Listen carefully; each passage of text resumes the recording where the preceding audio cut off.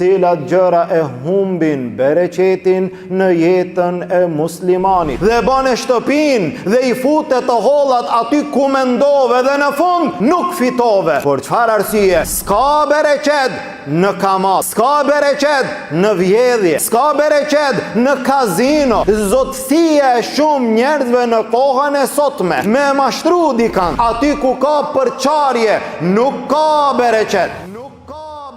إن الحمد لله نحمده تعالى ونستعينه ونستغفره ونعوذ بالله من شرور أنفسنا ومن سيئات أعمالنا من يهده الله فهو المهتد ومن يضلل فلا هادي له وأشهد أن لا إله إلا الله وحده لا شريك له وأشهد أن محمدًا عبده ورسوله اللهم صل على محمد وعلى آل محمد كما صليت على إبراهيم وعلى آل إبراهيم إنك حميد مجيد اللهم بارك على محمد وعلى آل محمد كما باركت على إبراهيم وعلى آل إبراهيم إنك حميد مجيد. Falënderimi i takon Allahut subhanahu wa ta'ala, atë falenderojmë dhe vetëm prej tij ndihmë dhe falje kërkojmë. Salavatet dhe selamet tona ja dërgojmë dashurit ton Muhammedit sallallahu alaihi wasallam, familjes tij, shokëve të tij dhe gjithë atyre që e pasojnë rrugën e tij deri në ditën e gjykimit. Vëllezër të nderuar, pasi që kemi thënë disa fjalë në lidhje me rëndësinë e bereqetit, vlerën e bereqetit, gjithashtu dhe shkaqet të cilat e shtojnë bereqetin në jetën e besimtarit, ka mbetur që të shtrohet pyetja: a thua vallë, cilat gjëra e paksojnë bereqetin në jetën e besimtarit?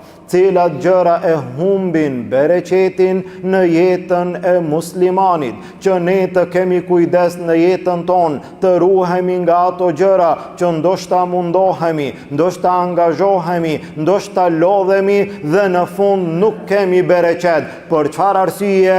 Për këto arsye që besimtari duhet t'i ketë parasysh. Gjëja e parë apo kryesore, shkaku më i madh i cili e humb bereqetin në jetën e njeriut janë gjunahet e tij. Tha Ibn Qayyim el-Jauzi rahimullah, nga dënimi i gjunaheve është se ato e humbin bereqetin në jetën e njeriut, në pasurinë e njeriut, në diturinë e njeriut, në veprat e njeriut, në formë të përgjithshme. Gjunahet e humbin bereqetin në fenë e njeriut, në gjërat që kanë të bëjnë me fenë Allahut Azza wa Jall dhe në dunjan e njeriut, në aspektet e ndryshme të jetës së tij. Njeriu i cili i ban gjunah Allahut Azza wa Jall, gjunahet që rrethojnë ato, gjunahet në të cilat bie besimtari, të gjitha janë shkak që ja paksojnë bereqetin apo ja humbin bereqetin, dhe e sheh që ai mundohet, angazhohet, punon, lodhet, fiton dhe në fund nuk ka bereqet. Për çfarë arsye? Për shkak të gjunaheve, për shkak të mëkateve, punon 10 vite, punon 20 vite dhe e sheh gjendjen e tij ende është në zero, apo ende është në minus, ende është në borxhe, që sa kohë mundohem maksimum me vite të tëra.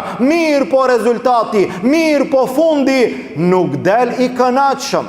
Fundi nuk del ashtu siç pritet. Duhet ta kontrollojmë vetveten. Duhet t'i shoshisim zemrat dhe veprat tona.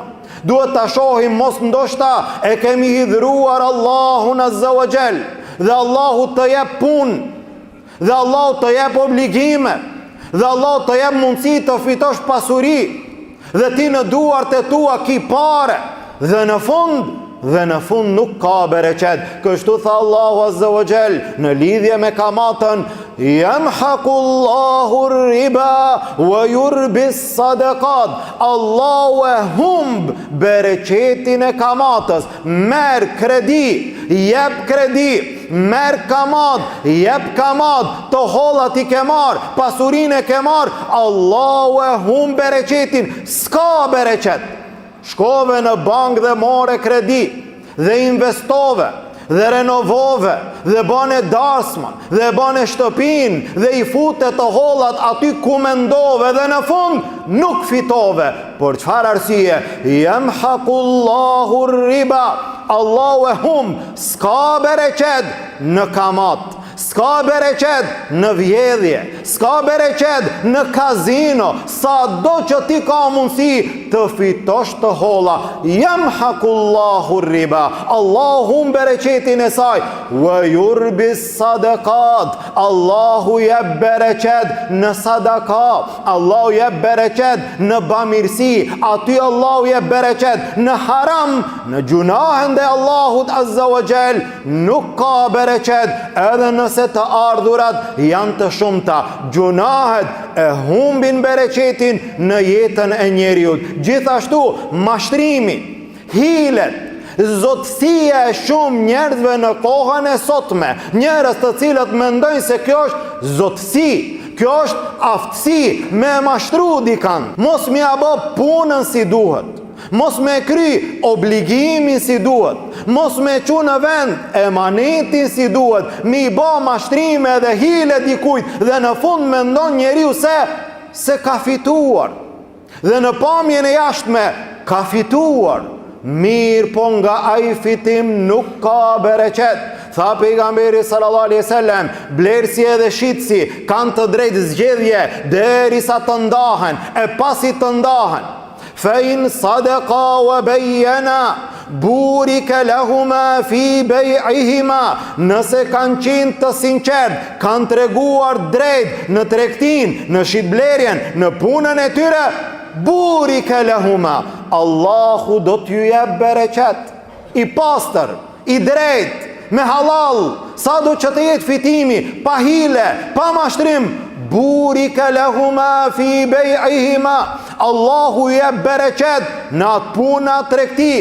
Wa in kadhaba wa katama muhiqat barakatu bej'ihima.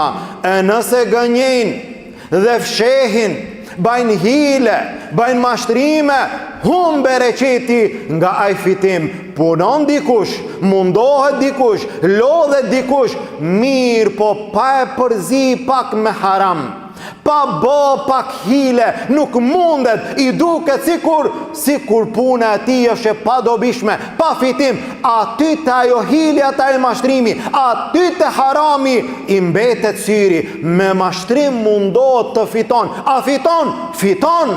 Fiton njeriu edhe me mashtrim, fiton njeriu edhe me hile, ban pare, ban pasuri, ama nuk ka bereqet. Mashtrimi e humb bereqetin. Gjithashtu tha pejgamberi sallallahu alaihi wasallam, ai i cili e merr pasurinë e tij me hak, kjo është e rëndësishme. Ai i cili punon, ai i cili merret me tregti, ai i cili merret me biznes, ai i cili e merr edhe një rrogë normal si punëtor, ai i cili e merr pasurinë e tij me hak, me merit, Allahu do t'i jep bereqet në te. E ai i cili e merr pasurinë e tij pa hak, pa merit, do ta merr pasurinë, mirë, po do t'jetë si ai i cili ushqehet dhe nuk ngihet. Pasurinë e merr, rrogën e merr, dy vetë e kanë të njëjtën rrogë, të njëjtën familje, ndoshta të njëjtën gjendje, dikujt i mbesin tepër e dikujt nuk i dalin. Njënit Allahu i jep bereqet, tjetrit Allahu nuk i jep bereqet. Atë të cilën e fiton besimtari, duhet të mundohet që ta fiton me merit. Ti ja jep hakun asaj me të cilën mundohet. Ta merr atë pa hile, pa mashtrime, atëherë Allahu Azza wa Jall i jep bereqet asaj pasurie. Gjithashtu, ajo e cila humb bereqetin në mesin e besimtarve është përçarja e tyre. Aty ku ka përçarje, aty nuk ka bereqet. Qoftë në familje, qoftë në punë, qoftë në tregti, po qoftë edhe në xhami, aty ku ka përçarje, nuk ka bereqet. Jo rastisht pejgamberi sallallahu alaihi wasallam drejtohej ka sahabët para se ta fillojnë namazin duke ju thënë istawu wala takhtalifu, drejtohuni, plotësohuni, mos u përçani, mos i ndani safat, fetahtelife kulubukum, t'ju përçahen zemrat e juaja. A do të fillon namazi? Po, mos i ndaj safat, mos i përçaj safat. Disa safa para, e pastaj përçarje zbrasti, e pastaj disa safa atje në fund. Plotësohuni, bahuni bashk, komplet. Aty ku janë besimtarët bashk, aty ka bereqet. Aty ku janë besimtarët të ndarë, të përçarë, aty hum bereqeti. Dhe kjo gjithashtu edhe në familje. Derisa shkoj një njeri te pejgamberi sallallahu alaihi wasallam dhe u ankua, tha ja Rasulallah, ne në shtëpi në familje hajm ushqim mirë, po nuk ngihemi. Subhanallah, ulemi edhe hajm, bëjmë harxhime, harxhohen të mirat, harxhohen ato të cilat i kemi sillur dhe në fund pas pak kohë sikur nuk ke ngron fare. Subhanallah, tha pejgamberi sallallahu alaihi wasallam, فَلَعَلَّكُمْ تَأْكُلُونَ مُتَفَرِّقِينَ, a mos ndoshta ju hani të ndarë veç e veç? Sa është prezente një gjë e tillë sot në familje tona, për dallim të asaj kohe ku në sofër ka qenë gjithë familja bashk. Aty ku është familja bashk ka bereqet. Aty ku janë të ndarë, baba kthehet prej pune han vet, e nana pastaj han vet, e fëmiu kthehet prej shkolle dhe pastaj han vet, e pastaj njani nuk don me ngran tash, do të ngran ma vonë, e pastaj dhe secili veç e veç të ndarë të përçarë. فَلَعَلَّكُمْ تَأْكُلُونَ مُتَفَرِّقِينَ, mos ndoshta ju hani të ndarë veç e veç. Thanë po ja Rasulallah, kjo është defekti. Kjo është problemi, nuk ka bereqet në atë sofër ku secili antar ulet një nga një. Po si është bereqeti?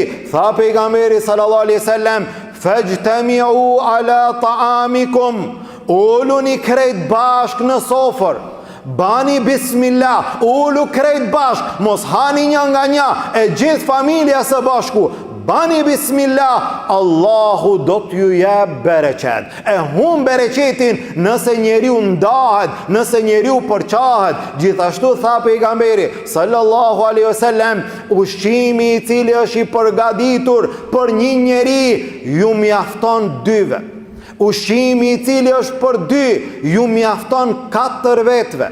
Ushqimi i cili është për 4 ju mjafton 8 vetëve. Po si ju mjafton? Allahu lëshon bereqet. Nëse ata hajnë së bashku, do të ketë bereqet. Nëse ata ndahen dhe përçahen, hum bereqeti. Andaj besimtari në jetën e tij duhet të mundohet të qëndron larg atyre gjërave të cilat i humbin bereqetin pas gjithë lodhjes, pas gjithë angazhimit. E humbin bereqetin në jetën tonë gjunahet e mdhaja, gjunahet e shumta, mashtrimet dhe hilet dhe gjithashtu përçarja në mesin e besimtarve. Lusim Allahun Azza wa Jall, Allahu të na jep bereqet në pasurinë tonë, Allahu të na jep bereqet në familjet tona, në fëmijët tanë, në vendbanimet tona, në gjitha angazhimet dhe veprat tona. Allahu të na jep bereqet në gjithë jetën tonë, të jetojmë ashtu si Allahu është i kënaqur, e t'i adorëzojmë shpirtin Allahut me la ilaha illallah, e të dalim para Allahut faqebardh. Lusim Allahun Azza wa Jall, musliman kudo që janë, Allahu t'i ndihmon, gjendjen e tyre Allahu ta lehtëson, të varfërit tanë Allahu t'i pasuron, të sëmurët tanë Allahu t'i shëron,